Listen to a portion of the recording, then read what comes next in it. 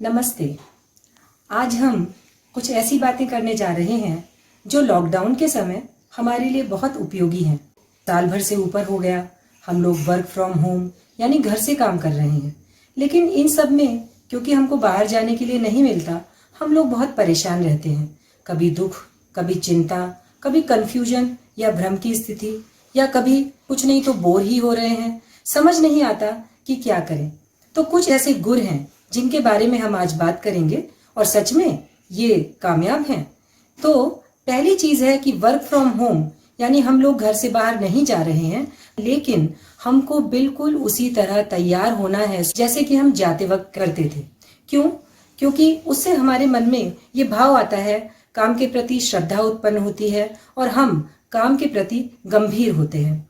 अब आप सोचेंगे हम तो वैसे ही गंभीर हैं, लेकिन फिर भी इन छोटी छोटी बातों का असर पड़ता है। सुबह टाइम पर उठना, उसके बाद पूरा आराम लेने के बाद ठीक तरह से नहा धोकर अपने घर के छोटे मोटे काम जैसे हम पहले निपटाया करते थे वो निपटा कर तैयार होकर हम कैमरे के आगे बैठेंगे।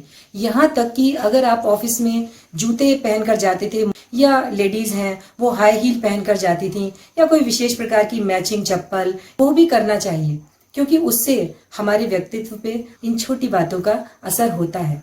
अब एक दूसरी चीज आती है और वो है कि लॉकडाउन में हम किसी से मिल नहीं पा रहे हैं, तो दूसरी चीज है कनेक्शन या जुड़ाव।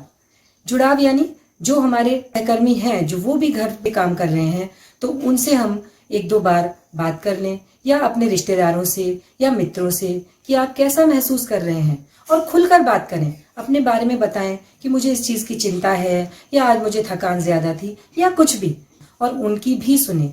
और इसमें एक चीज का ध्यान रखेंगे कि जो लोग घर पर अकेले हैं, यानी हमारे ऐसे रिश्तेदार, मित्र, पड़ोसी, हमारे सहकर्मी, हम उनसे ज्यादा बात करें, यानी ज्यादा बार बात करें। अगर हम एक दिन में 2 या 3 फोन भी कर लेते हैं तो मुझे लगता है कि काफी काम हमारा हो जाएगा।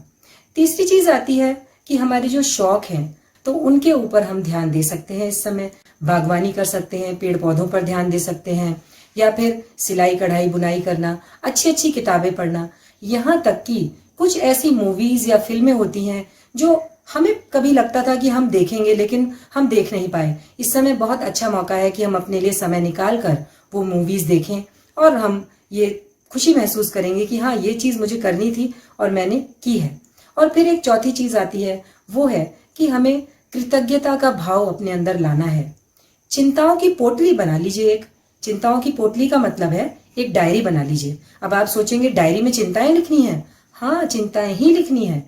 चिंताएं लिखिए, मुझे किस चीज की चिंता है? मुझे पैसा नहीं मिलेगा इसकी चिंता है, कोरोना है मैं बीमार पड़ जाऊंगा इसकी चिंता है, या कहीं उसको कुछ ना हो जाए, या मेरे घर में कोई बीमार ना पड़ जाए, या अब अगला सामान कैसे आएगा। ये सारी बातें हमें कहीं ना कहीं पीछे से परेशान करती रहती हैं।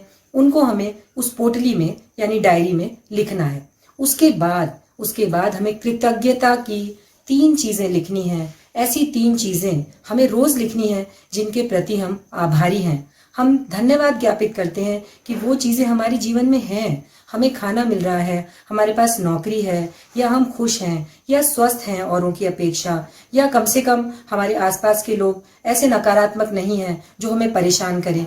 ये सब छोटी छोटी चीजें अगर हम कृतज्ञता की लिखेंगे तो आप देखिएगा इनसे भी फर्क पड़ता है। अब 5वीं और अंतिम चीज आती है अपने लिए समय निकालना।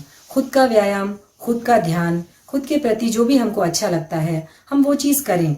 व्यायाम देखिए बहुत जरूरी है। इस समय हम सबको पता है, ये कोई नई चीज नहीं है। इम्यूनिटी डेवलप करना, अच्छा खाना खाना, या कुछ पोषक तत्वों वाली चीजें हम खाएंगे, सेहतमंद रहेंगे, तो हम पढ़ के छोड़ देते हैं और सोचते हैं कि हाँ, ये तो बहुत अच्छी चीज इसमें लिखी हुई है।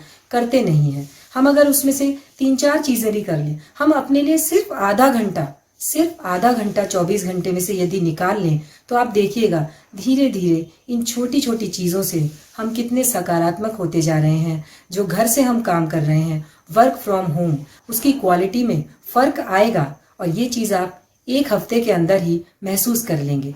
आगे फिर मिलेंगे। जो गुर मैंने आपको दिए वो गुर आप दूसरों को दीजिए, दूसरों से आप स्वयं गुर लीजिए। हो सकता है उनके पास कुछ ऐसा हो जो आपके लिए बहुत काम का हो। धन्यवाद।